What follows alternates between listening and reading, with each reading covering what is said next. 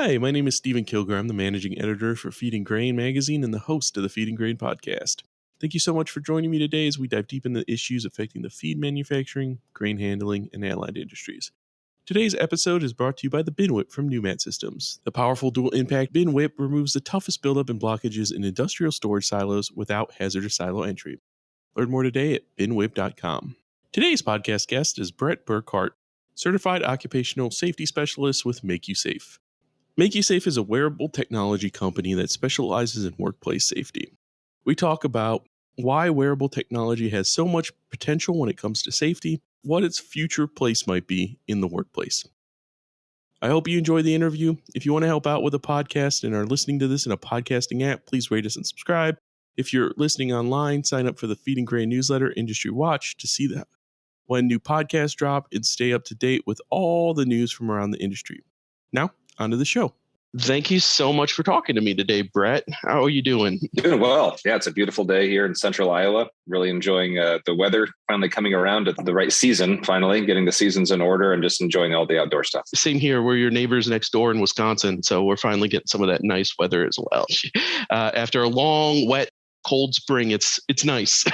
Yes, good to hear. Excellent. So, Brett, why don't you tell me a little bit about yourself? How did you what's your background? How did you get into this industry? How did you get into selling safety products? As you'd imagine, not directly. It was a little indirect path there, but went to school for architecture at Iowa State. And then through my time in school, started a side business doing web and application development, software development, ended up creating a company that merged together with Gabriel Glenn, who's our CEO of MakeYouSafe. So we were business partners before, and this software development company. Then he left to start this idea because his dad was a safety leader over about 1,000 people. He'd kind of really put together this idea that we can use the types of technologies we were building for other people to build something to help people in the safety world, like his dad. And we had just maintained talking and just realized that we really enjoy working together. I saw an opportunity, as he did, for me to be able to apply some of the things that I've learned to help other people, to help move MakeYouSafe forward. So it was an exciting opportunity to work with him and some other familiar faces, but ultimately just love establishing relationships and finding ways to make every employee's workday better, safer, and use technology in an interesting way to help solve those kind of problems. Well, yeah, that's the dream, right? Everyone going home safe at night. That's the goal always is. So it's great that you guys are kind of using the technology to upgrade, because you guys do manufacturing kind of across the board, right? But to kind of make that kind of feel a little safer than it is, because, well, it hasn't always been. So it's nice to see you guys do that. Can you tell me a little more about the MakeYouSafe system? What exactly does it do? To anyone not clear who's listening, it's wearable technology. So it's a little bit different than some of the other safety systems you might have seen in play before. So we have a guy that works with us. His name is Sean.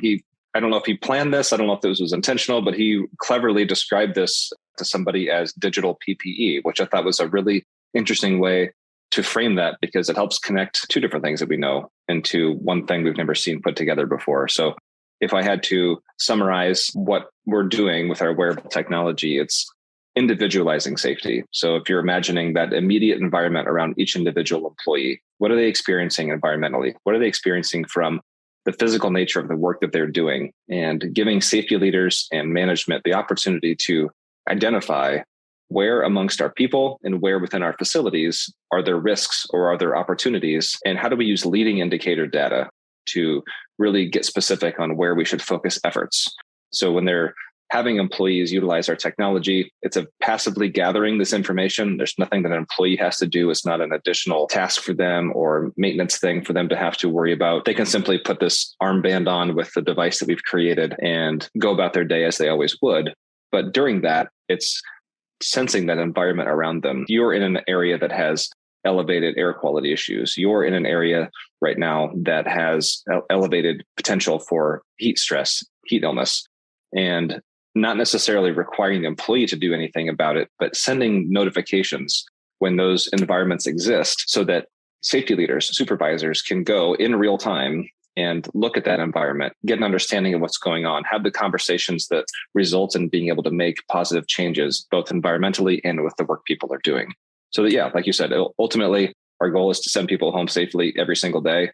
And we all probably can think of a story, hopefully not something directly, but people we know that really probably could have gone home safer or healthier or at all, fortunately, in some cases, and using technology not to react to the next time it happens, but to help that first person not to have to go through that experience. Yeah, that's great. So it must have quite a few sensors in there if it's kind of detecting all those ambient conditions, right? What all does it detect? Sure. That is one of the things that has really been a differentiator for us, is that it's not just an ergonomic thing. It's not just an air quality thing, or not just a sound dosage thing. It's a lot of things. And what we're trying to help, and what we are helping people do, is see that whole story. What's the whole picture? So when we're looking at environmentals, we're looking at air quality, CO2, TVOCs. We're looking at, it's got a full dosimeter on board. So we're looking at sound across 7 different octaves, and looking at light levels, looking at temperature, humidity, air pressure, a lot of different things that we would basically summarize as saying the same stuff that industrial hygienists look at.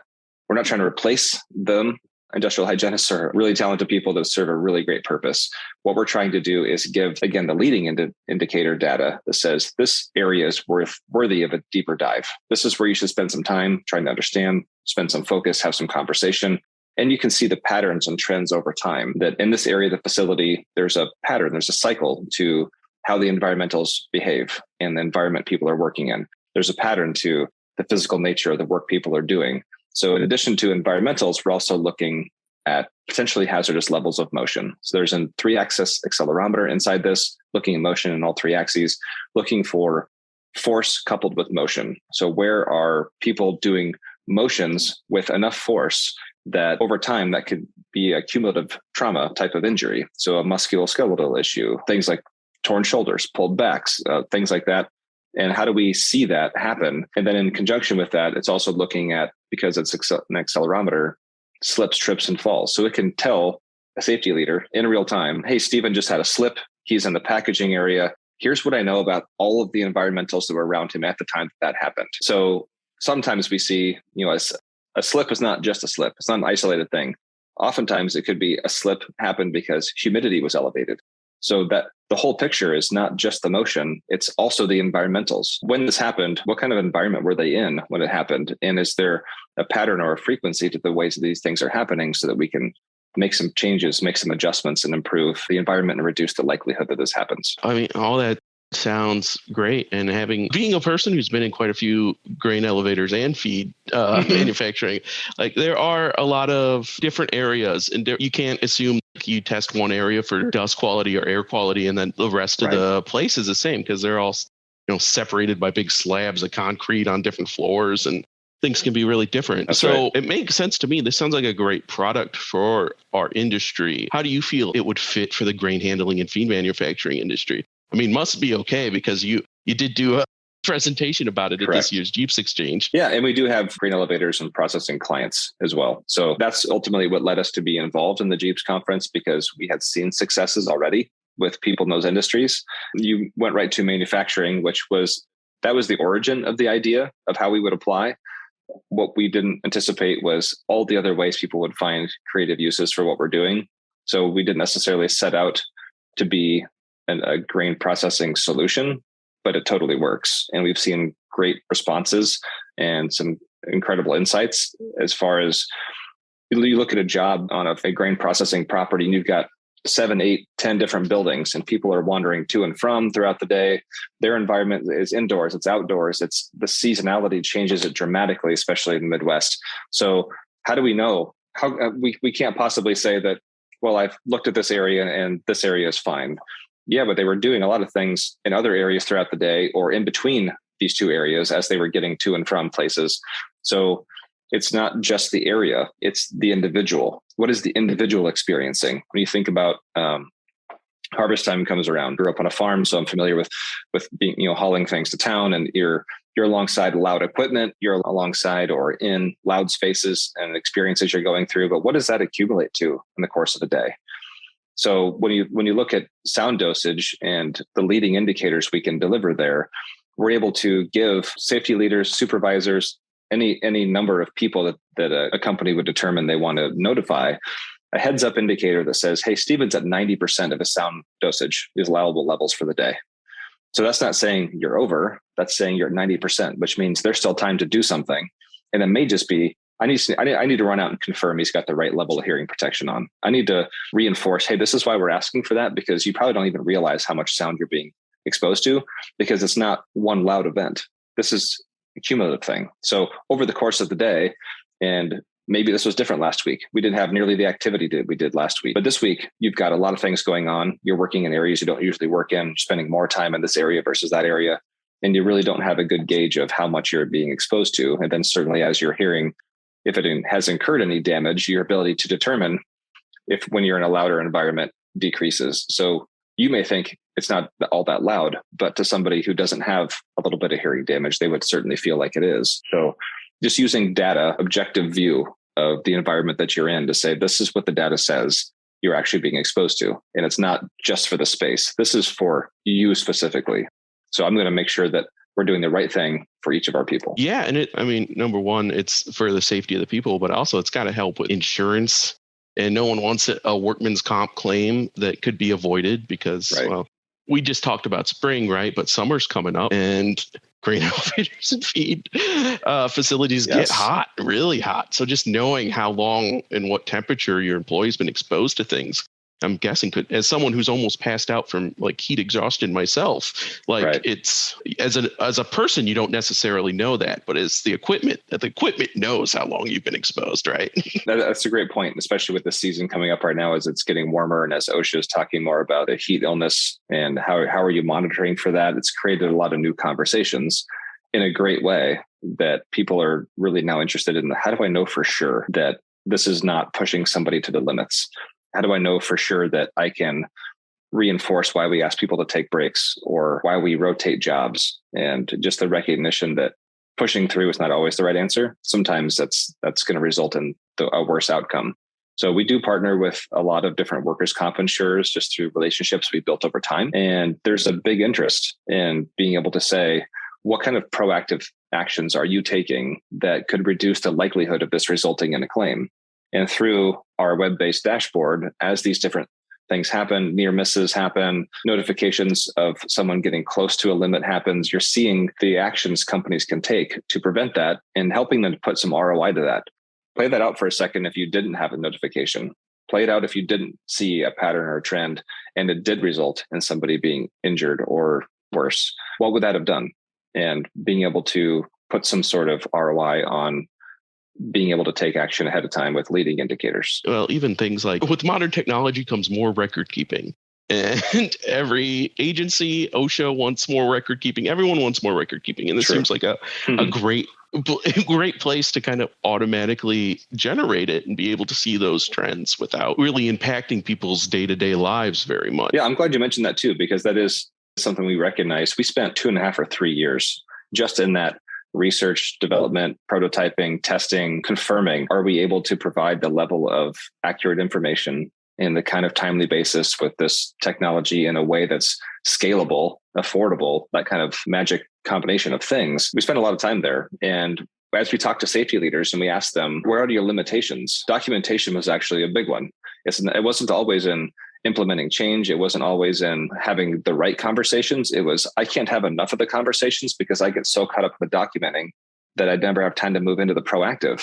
So we recognize that documentation, reporting, that kind of thing has to be something that is done almost for the safety leader so that they're not spending their time trying to get through and make sense of all this information. I think about if I take my car to the mechanic, it's making a rattling noise and he spits out this huge, multi-sheet thing of all these data codes and things, and I'm supposed to look at that and make sense of it and know how to fix it? I don't think so. Like you almost have to be a trained data scientist in order to make sense of some of this. So it's the software that we use, that we've created, I should say, that safety leaders can use that makes sense of that for them so that they can look at it and say, how do I actually take action on it to improve it? I don't want to spend all my time trying to understand it or comb through it or build my reports. I just want to know, what should I do about it once I know what's happening?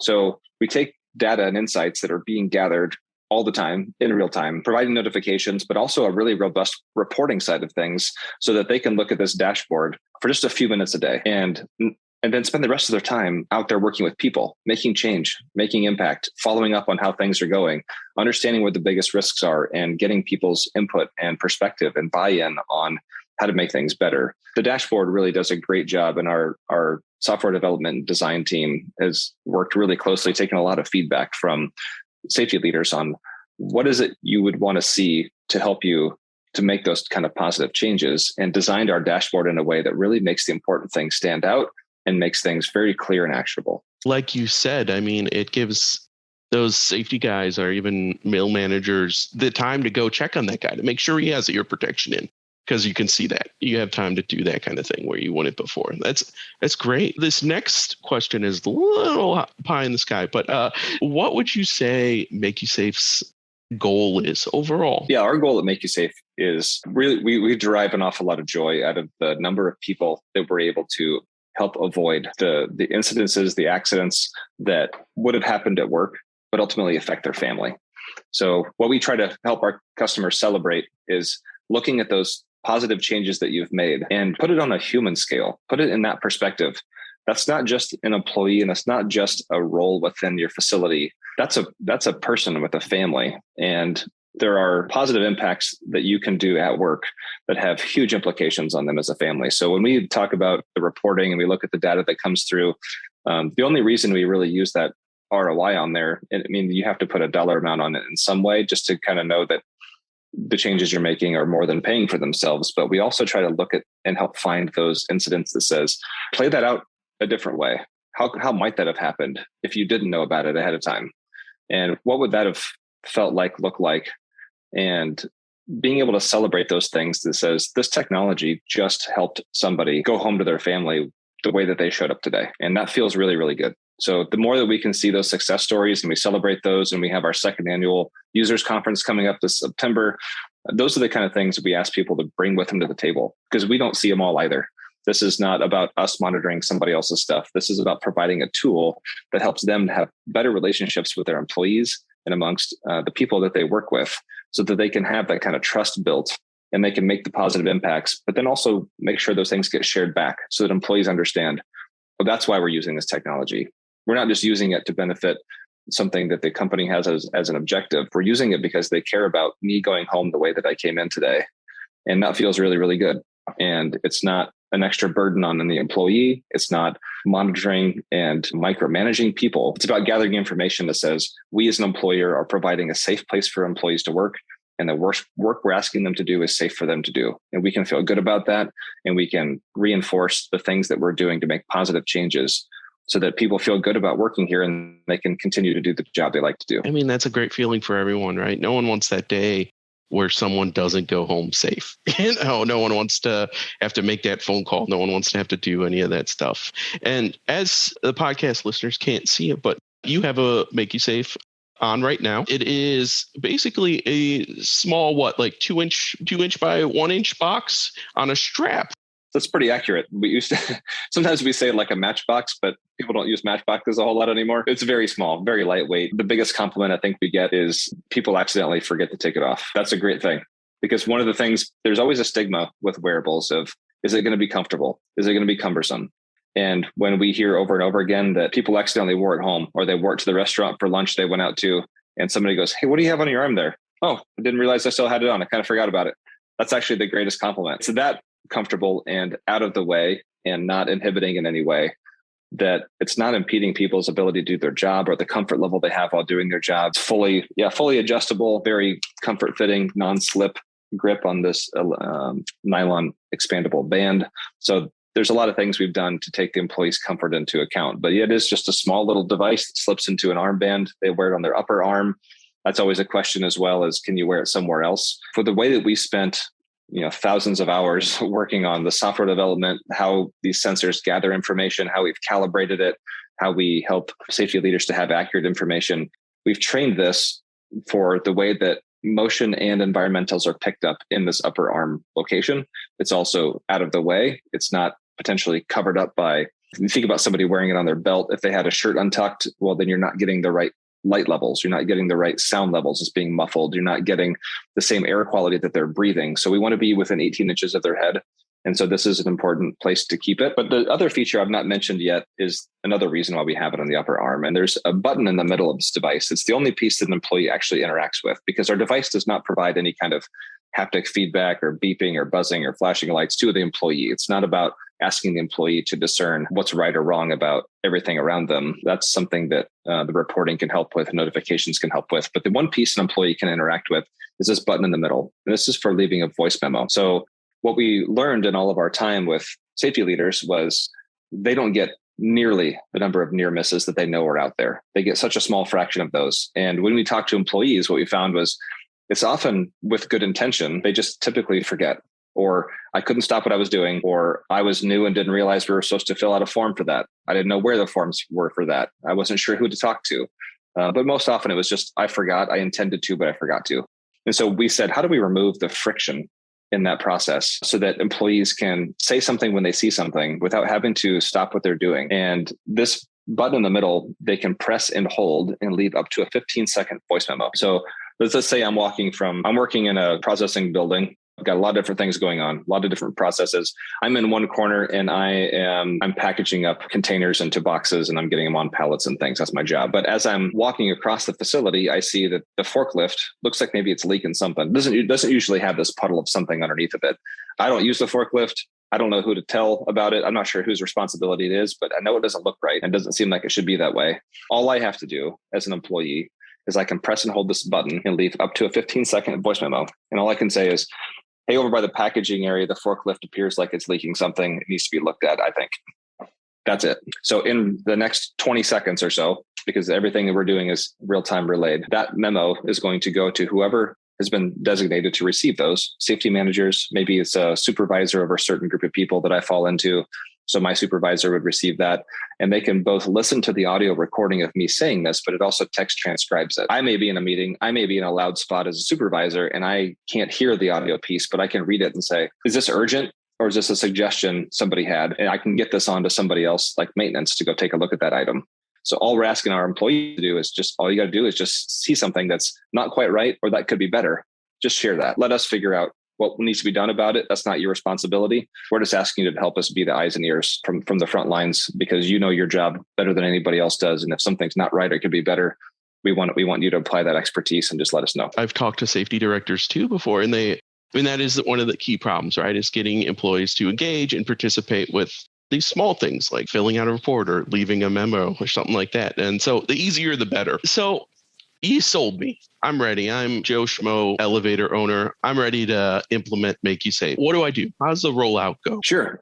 We try to make sure that we're taking all of the heavy lifting. So we don't put a lot of things back on our customer. We try to make sure we're doing all of that. Every time that we go to bring a new customer on board, we start by assigning an account manager on our team that's going to get to know them very, very well. They're going to understand what are the goals that the company is working toward, what are the challenges that they've had and they're trying to overcome or understand, and get to know the types of roles, the types of work that are done, and what's important to them, so that we can really not make this something that people are doing in addition to what they're already trying to do, but utilize this technology as the means by which they accomplish the goals they're aiming for and the challenges they're trying to overcome. So if we can understand that and tie that together and make sure that we're helping them to get the reporting set up to show how this is helping with those things, that makes everything smoother. So we really start off by assigning an account manager, start that relationship off by getting to know them very well. We identify, the best couple of sites to start with, different locations to install. We get a few things up front too. Your floor plan, the list of employees that'll be able to utilize this, and who needs access to this dashboard, so that really when we come out, it's a simple putting a few screws in the wall, hanging this, what we call the base station, essentially the kiosk, the docking station. Hang that on the wall and plug it in. It already knows how to connect to the network. It already has all the employees in the system. They can start using it immediately. So it's really only a few hours to get set up and running.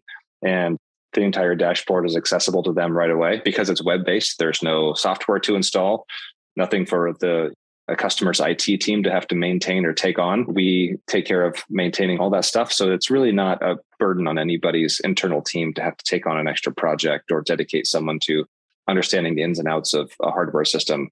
We take care of all that for them so that they can spend, again, their time working with the people, taking the insights that they're getting, taking the data and reporting that shows them what they're really trying to accomplish, and spend their time implementing, making positive changes, and not spend their time trying to understand another software system or how to maintain and operate a hardware that they're new to. So it's really about getting them to be actionable just as soon as possible. Excellent. And you've mentioned a few times employee responses too, but do employees respond pretty well to the system? Imagine once you explain what it is and what it's for, I mean, I would hope that people would be happy to participate. I would say I've been into a lot of different facilities and a lot of different industries, and it's the same 5 questions every time. It's just the human response to wearable technology because it is a little bit on the newer end of things. However, there are certain wearable technologies people have already gotten comfortable with on a personal level, like my Apple Watch here. I immediately was curious, what information is it gathering? Who can see it? What do I have control over it?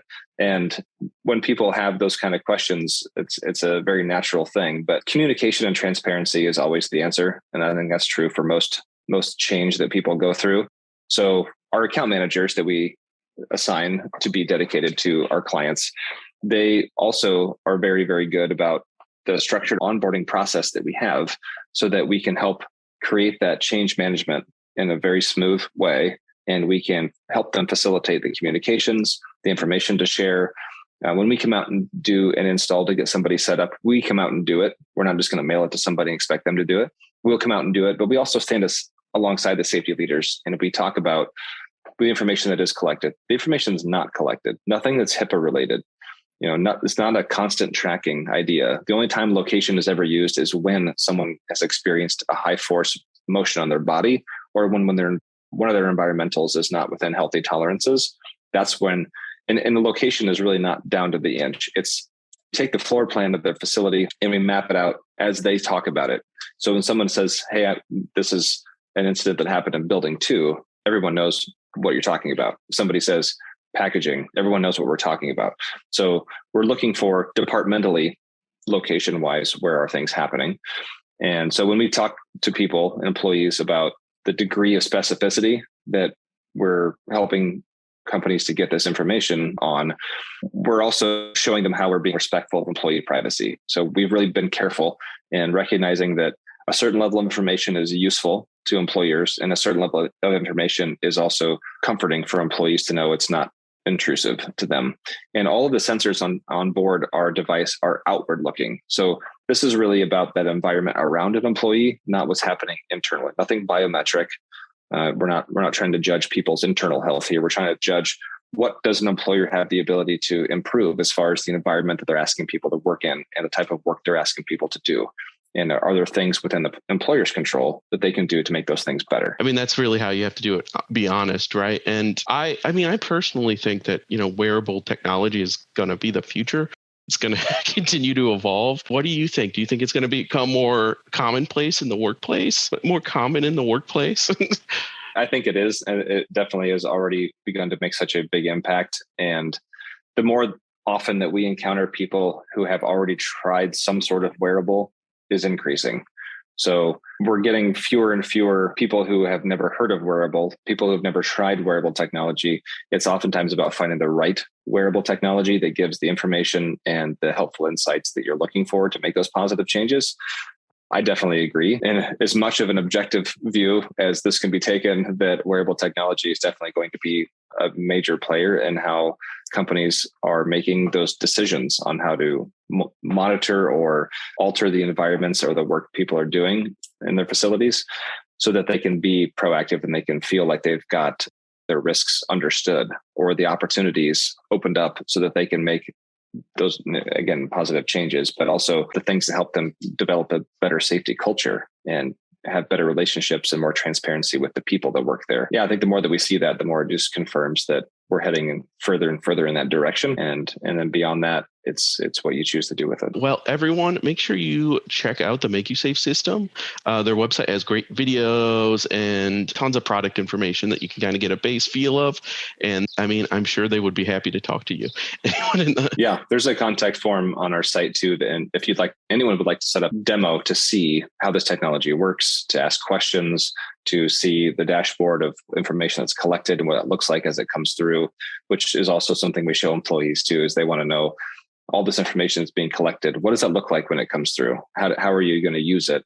And that's something we're always happy to demo for anybody who wants to see that. We can walk them through the dashboard This is what it looks like when it comes in. This is how it's easily understood. And this is the way that you can derive action items from it. So happy to do that. Use the contact form on our site, and we'll be in touch to set up a time to do kind of a personal walkthrough. Excellent. And a link to that site will be down in the show notes that you can go check out. And I want to thank Brett for taking the time to talk to us today. It's great. And I'm really glad to see technology like this going into the feed and grain industries. Stephen, thanks so much for the invite. It was wonderful that you reached out, and so glad to help spread the news of how wearable technology can make lives better for a lot of different people. Well, thanks for listening, everyone, and we'll see you next time.